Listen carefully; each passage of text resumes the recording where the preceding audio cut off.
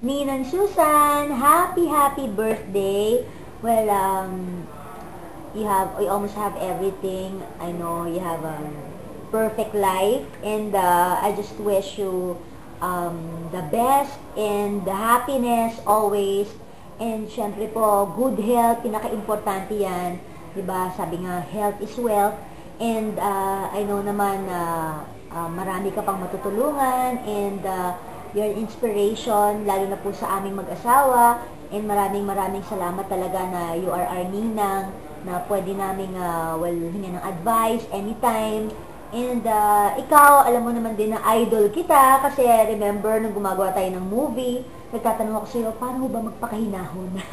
Which is, ikaw yon, di ba? Talaga namang saludong-saludo po ako sa inyo.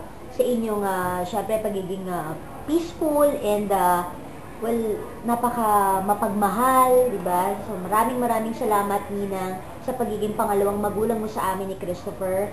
And, tatlo na ang apo mo sa amin, no? So, we love you so much and enjoy your day. Happy birthday! Mwah!